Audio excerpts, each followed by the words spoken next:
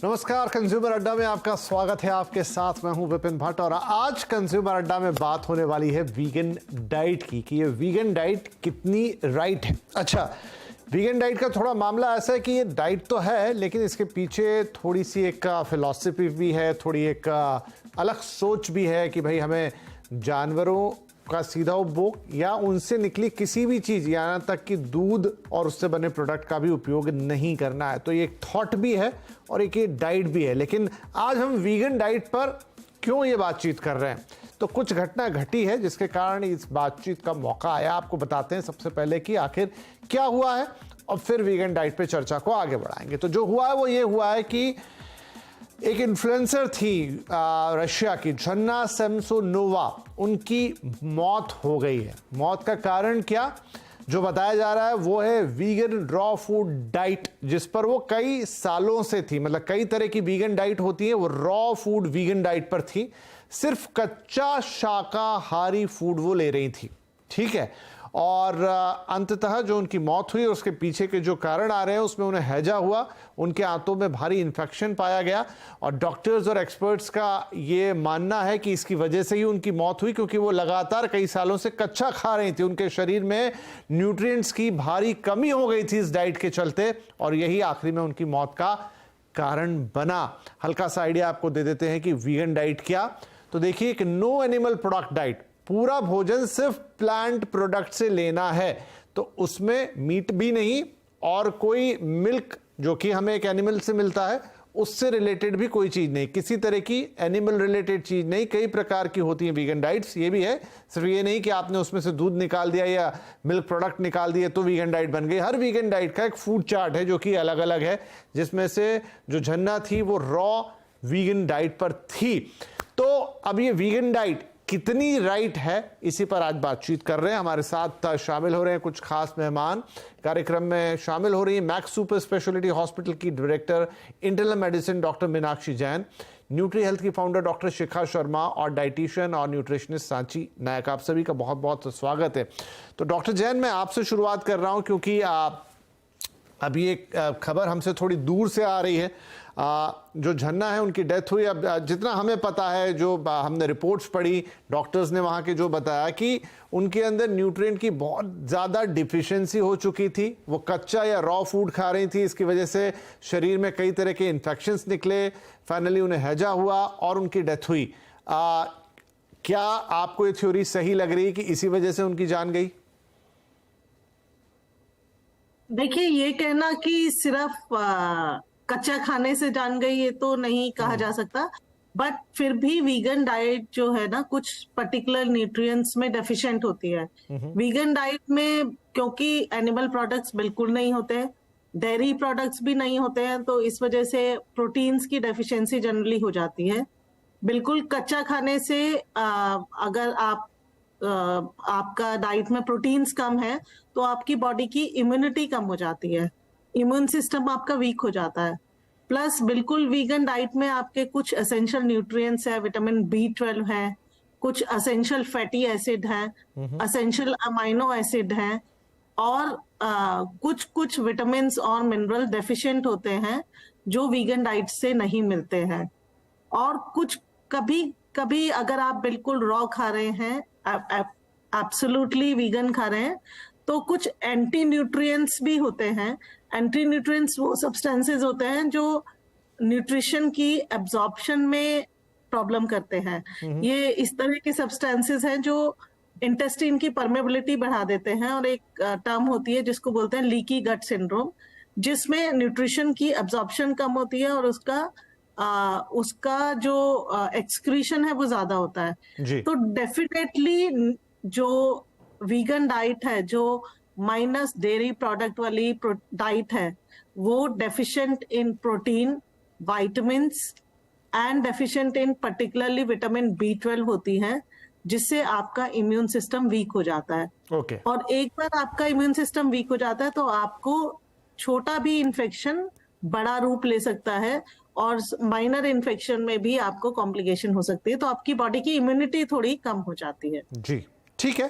तो ये हमने समझा कि वीगन डाइट के साथ क्या साइड इफेक्ट्स आते हैं। शिखा, मुझे बताइए कि वीगन डाइट चलन में कैसे आई? मतलब ये एक थॉट प्रोसेस ज्यादा है कि भाई हमें कोई डेयरी प्रोडक्ट यूज नहीं करना, हमें एनिमल्स को तो डायरेक्ट कंज्यूम करना ही नहीं है, साथ में उनसे जो प्रोडक्ट आ रहे हैं यानी उनका जो मिल्क आ रहा है फिर उससे भी बनी हुई चीजें हमें कंज्यूम नहीं करनी है, तो थॉट प्रोसेस ज्यादा है या कोई डाइट है?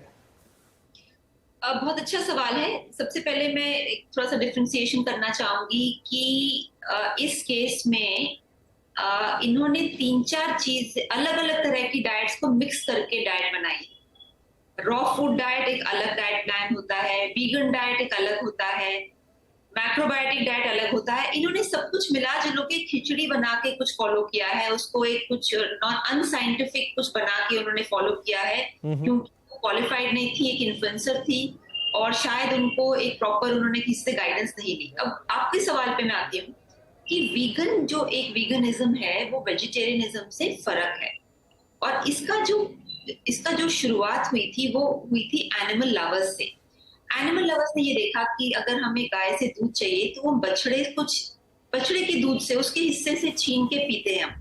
उसका जो गाय दूध देती है वो अपने बछड़े के लिए देती है, इंसानों के लिए नहीं देती, मगर इंसान बछड़े को हटा के वो दूध चुराते हैं।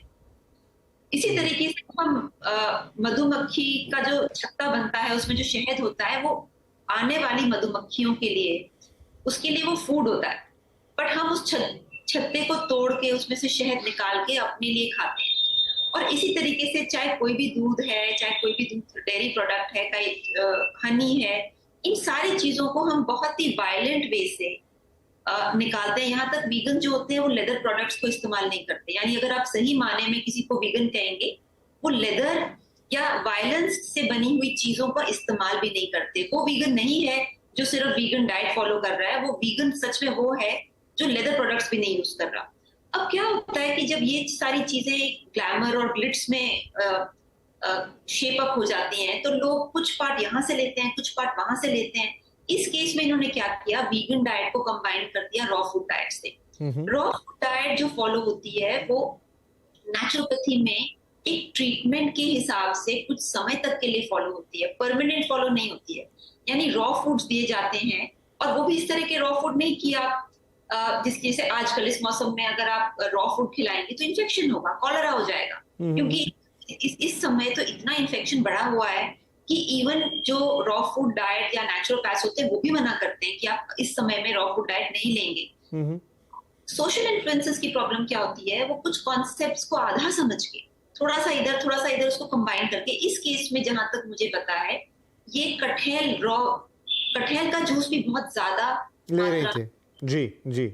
तो ये एक्चुअली अनफॉर्चुनेटली ये एक पूरी एक फिलॉसफी है जी, उसको इन्होंने खराब कर दिया by this wrong combination of different types of philosophy. ठीक है। तो एक तो ये रॉन्ग कॉम्बिनेशन की बात हो गई।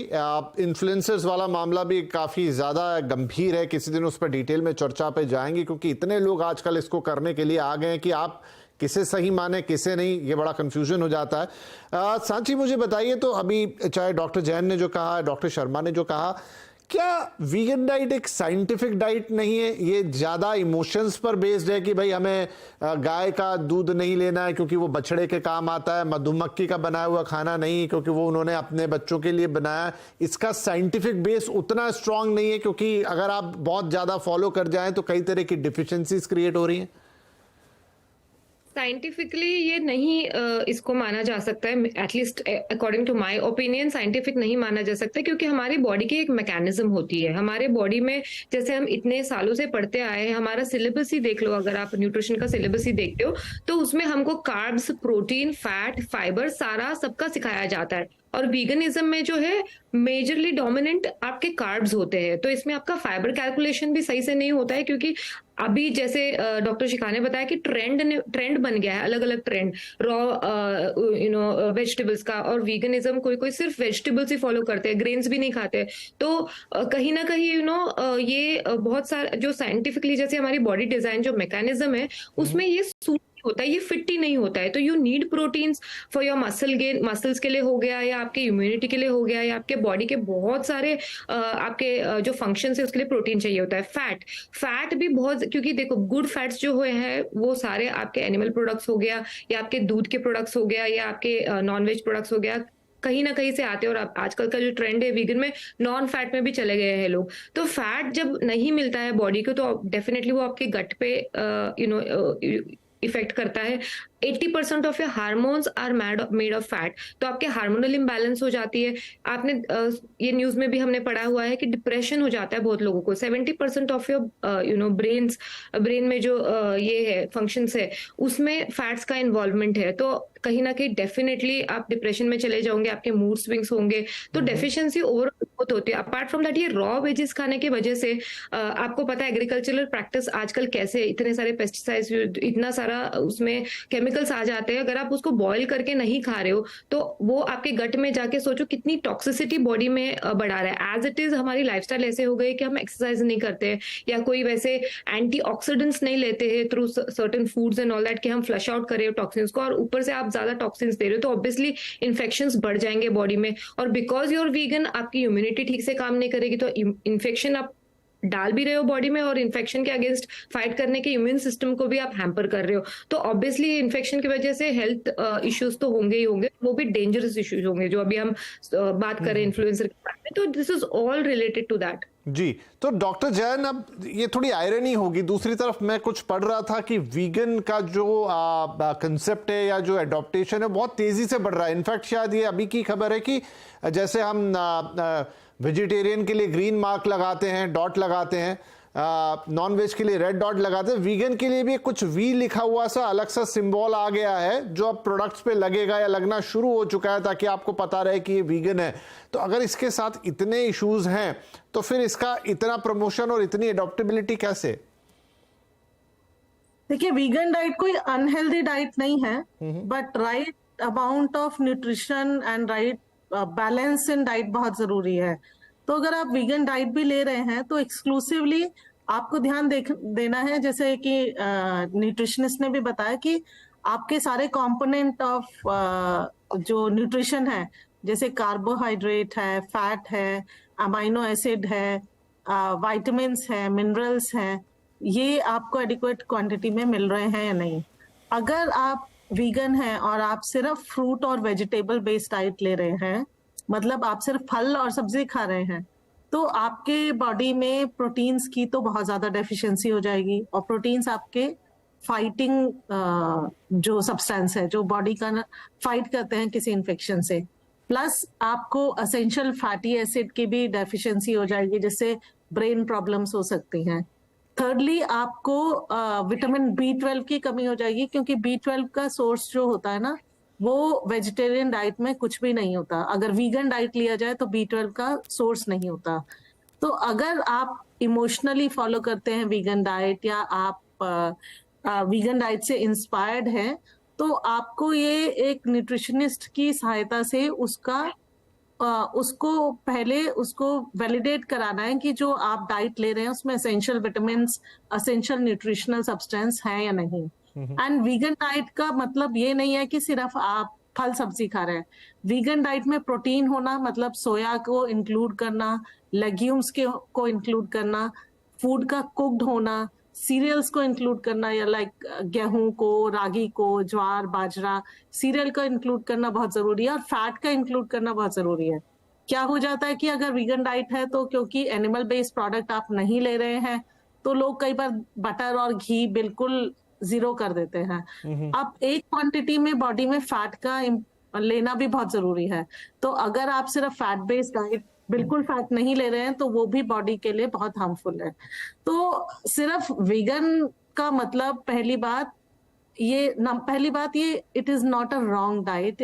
If you want to be a vegan, you can be a vegan, but vegan does not mean कि आप फैट को बिल्कुल छोड़ दें। आप किसी ना किसी फॉर्म में फैट लेंगे, वो फिर आप वेजिटेबल ऑयल लें। समझ गया मैम मैं आपकी बात की, ठीक है।